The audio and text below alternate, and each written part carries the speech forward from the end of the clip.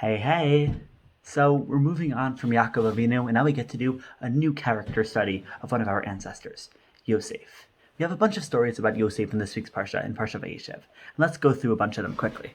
We start out with Yosef, who brings back bad reports about his brothers to his father, and then tells dreams about his brothers bowing down to him, to his brothers, and all that gets him thrown into a pit. That's story number one. Story number two is Yosef is eventually is sold down to Egypt, and he's super successful in the house of Potiphar, and then he refuses to sleep with Eshet Potiphar, and then he gets thrown into jail. That's story number two. Story number three is while Yosef is in jail, the Sar Hamashkim and the Sar Ha'ofim, two officers who work for Paro, they look down and depressed, and Yosef helps them by interpreting their dreams, and then Yosef asks them for a favor. Because he tells the Sar Hamashkim by interpreting his dream that the Sar Hamashkim is going to be free. He's going to go back and work for Paro once again. And Yosef says, if you're ready getting out there, why don't you name drop me? Mention to Paro that I'm in jail unjustly. I was stolen from my homeland. And please help me get out of this jail. Now Yosef could have and should have stopped there. But he doesn't. Because Yosef proceeds to do what we call in modern day English a rant. Yosef goes on the following rant. He tells the Sar Hamashkim, Ki gunov gunavti me'eretz ha'ivrim, I was stolen from the land of the Hebrews. V'gam po lo asiti mu'uma, and even here in Egypt, I haven't done anything wrong. Ki samu oti babor, that has warranted me being thrown into this pit, into this bore. Wait a second. Hold up. What bore? Is Yosef in a pit right now? No, he's in jail. But what Yosef had is what we call in psychology a Freudian slip. We got to peek into Yosef's subconscious, what exactly was going on in his mind.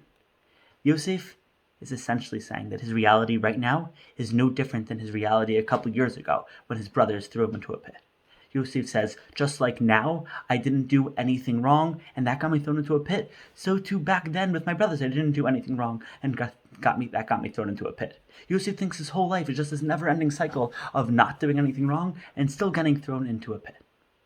Okay, now that we have this perspective, now that we've peeked into Yosef's mind, let's relook at these stories that we told about Yosef, all the stories that appear in Parshat Vayeshev. But let's not tell them as an outsider, but let's look at them through Yosef's perspective. Let's contemplate them the same way Yosef contemplated these stories. Let's start from the beginning. Yosef was one of the youngest, and he wasn't just any youngest. He was the youngest of 10 brothers, all significantly older than himself. So Yosef needed attention. He needed to make sure his name was known. So what do? He tattletaled about his brothers to his father, and he made sure all his brothers knew the dreams of him one day being great and powerful. And you know what that got him? Thrown into a pit. Now, while Yosef was in this pit, and while he was in the cart ride down to Egypt, he had a lot of time to contemplate what had happened. And what did Yosef realize? He realized that when he tried too hard and tried too much to put himself out there, to make himself known, he got himself thrown into a pit. So, in order to avoid being thrown into a pit again, Yosef realizes that he has to do the opposite. And he can't put himself out there and try to make his name known. He has to do the exact opposite of that, and that is exactly what Yosef does. Because when he gets down to Potiphar's house, Yosef just tries to slip under the radar. He tries to do everything right. He doesn't want to cause any conflicts or get on anyone's nerve. And Yosef does just that, and he's super successful at finding favor in Potiphar's eyes by being this goody two-shoes. And you know what? It works, at first. Because Potiphar rewards him dearly with tons of trust and responsibility. But Yosef is a little bit too successful. And he not only finds favor in Potiphar's eyes, but also in the eyes of Potiphar's wife. And she tries to seduce him, and Yosef continues running away from conflict, but by doing so, he actually creates more conflict, and he gets on Eshet Potiphar's nerves, and long story short, he gets himself thrown into another pit. So now Yosef is down in jail for several more years. He has more time to contemplate and realize that this problem that he has right now of constantly getting thrown into a pit isn't because of the kind of persona he's trying to put on. It's not that, one persona of always trying to do what he wants and showing the world what he wants. It's not that was right. Or it's not that always trying to do what other people want and please other people, that was right. And one of them was more right than the other, and the wrong one gets him thrown in jail. The problem wasn't the kind of persona that Yosef was trying to put on. The problem was the fact that Yosef was trying to put on a persona. Meaning the fact that Yosef kept pretending to be someone who he isn't, that's what was getting him in trouble. But while Yosef is sitting there in jail thinking, he realizes that the one time he didn't get into trouble was when he used his natural talents, dream interpreting, to help two poor guys in need. When Yosef didn't pretend to be someone else, he wasn't punished. Yosef just has to be himself. If he's real, he's going to be successful.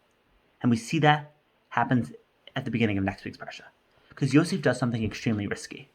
Paro says to Yosef, "Yo, Yosef, I hear you interpret dreams." And you know what Yosef does? He says, "Nope, it's not me. It's God who helps me interpret dreams."